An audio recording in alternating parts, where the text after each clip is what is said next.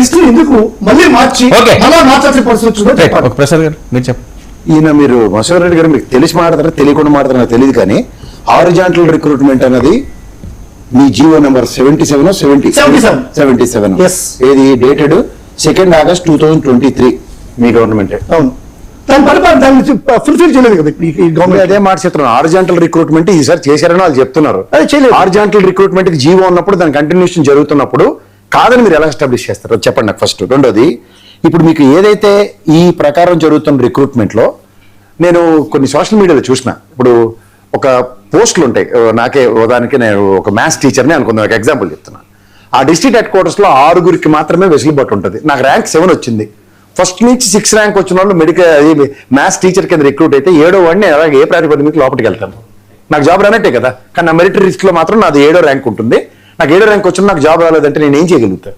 So అట్లాగా ఇప్పుడు మనకి రాసిన ఎగ్జామినేషన్స్ లో ఒక పారదర్శకత, నేను 1,34,000 ఉద్యోగాలు ఇచ్చిన మీ గవర్నమెంట్ చూశాను, ఈ గవర్నమెంట్ ఇప్పుడు చూశాను. కలెక్టర్ ఆఫీస్ లో లిస్టులు డిస్ప్లే కాలేదు.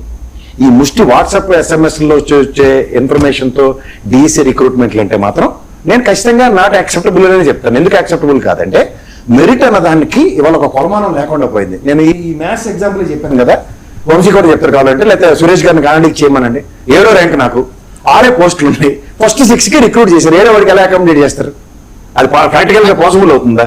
రెండోది, స్పోర్ట్స్ కోటా అన్నారు, బ్రిడ్జ్ లాంటిది ఉంది. అది నేషనల్ గేమా ఇంటర్నేషనల్ గేమ్ అంటే తీసిమార్కాలంలో ఉన్నారు బ్రిడ్జ్ గేమ్లు, కానీ అది మీరు అఫీషియల్ గా పత్తాలు అన్న దాంట్లో ప్యాక్ మొక్కలతో ఆడతారు, కానీ దానికి ఒక శాంచుటీ క్రెడిబిలిటీ ఉంది. ఎస్, జనాల్లోకి పెనట్రేట్ చేయడానికి ఆ ల్యాండ్ టైటిలింగ్ యాక్ట్ లాగా మీరు కూడా పాకెట్ అంటే నేనేం కాంట్రాడిక్ట్ చేయలేను. లేకపోతే పొద్దున గుండాటం కూడా మీరు ప్రవేశపెడితే నేనేం చేయలేను, వీళ్ళు ప్రవేశపెట్టినాను. అది కాదు కదా ఒక కొలమానం. నేషనల్ అసోసియేషన్స్, లేకపోతే ఇక్కడ ఒలింపిక్ అసోసియేషన్, లేకపోతే నాకు తెలిసి బ్యాడ్మింటన్ అసోసియేషన్, అలాగే కబడ్డీ అసోసియేషన్స్, వీటిలోంచి వచ్చిన మెరిటోరియస్ సర్టిఫికెట్స్ ని ప్రామాణికంగా తీసుకోకుండా ఈ వీచ్ ఎవరైనా సుమన్ గారు కరాటే క్లాసులు చెప్పి ఆయనకి బ్లాక్ బెల్ట్ ఇచ్చాడు, అలాంటి అసోసియేషన్స్ నుంచి ఎవరైనా సర్టిఫికేట్లు తీసుకొస్తే మాత్రం అది మళ్ళీ కాంట్రడిక్షన్.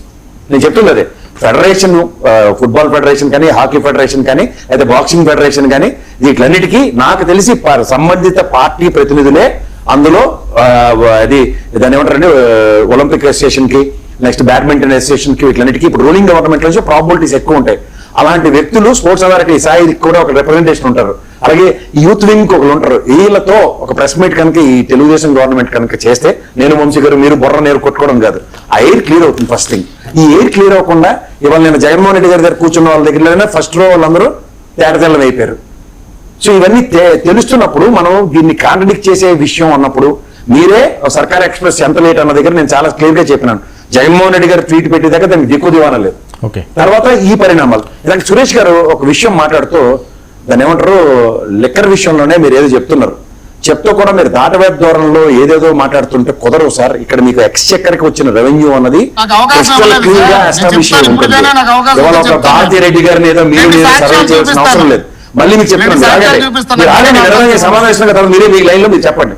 ఇవాళ మీకు భారతీ రెడ్డి గారి మీద అభియోగం మాట్లాడే దగ్గర వంశీ చెప్పాడు, నేను చెప్పాను, మసూద్ చెప్పారు, ఎవరు చెప్పినా ఎన్ఫోర్స్మెంట్ డైరెక్టర్ కనుక నోటీస్ ఇస్తే నోరు ముసుకుని సమాధానం చెప్పి రావాల్సిందే. వాళ్ళ తర్వాత డిసిషన్ మేకింగ్ ఉంటుంది. రెండోది, ఈడీ నోటీస్ ఇవ్వకుండా మన అందరం కూర్చునే వల్ల ఆవిడ సత్యశీలతనే లేదా ఆవిడ మంచి ఆవిడ చెడ్డ ఆవిడ అని మాట్లాడడానికి లేదు. ఇవాళ if I'm not wrong, both chief ministers, మాజీ చీఫ్ మినిస్టర్, ఇప్పుడు ఎగ్జిస్టింగ్ చీఫ్ మినిస్టర్ ఇద్దరు కూడా బిజినెస్ ఫర్టిలిటీలో ఉన్నారు. భారతమ్మ గారు ఉన్నారు, ఇప్పుడున్న భువనేశ్వరం గారు కూడా ఉన్నారు. They are happy to be this. ఒక టాప్ పర్సనాలిటీస్ లో వాళ్ళ కింద ఎంతో వేలాది మంది ఉపాధి కలుపుతున్నారు. సో ఇలాంటి దగ్గర మీరు ఏది పడితే అది అభియోగాలు మాట్లాడేసి కాంట్రడిక్షన్స్ తెరలేపితే నోటీస్ ఇవ్వడం బాధాకరం అనేది కుదరదు. ఎందుకంటే ఇవాళ మీకు ఇంకోటి చెప్తాను, ఇంకోటి క్లియర్ గా ఆగండి సురేష్ ఆగండి, మీరు అరిస్తే ఇంకా గట్టిగా స్టూడియోలో కూడా ఉన్నా వినండి. ఫస్ట్ నేను ఇవాళ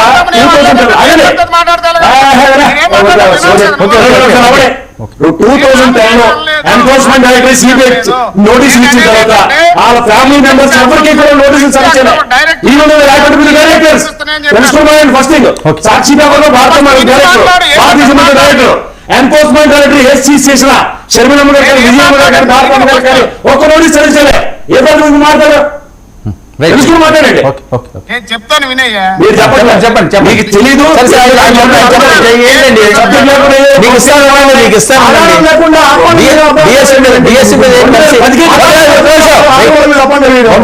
డిఎస్సి సురేష్ గారికి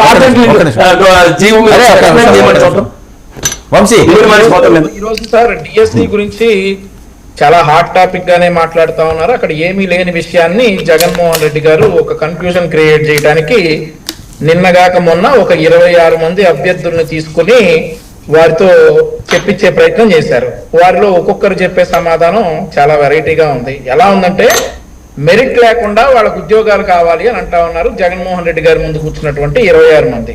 ఇది ఎలా ఉందనంటే 18 సీట్లు లేకుండా మా ప్రతిపక్ష హోదా కావాలన్నట్టు ఉంది. వాళ్ళకి మెరిట్ లేదు, ఉద్యోగాలు కావాలంటారు. ఇక్కడ ఏం వాళ్ళని నేనేమి అవమానించడం కాదు, నేను ఒకే ఒక విషయం చెప్తా ఉన్నాను వర్మ గారు.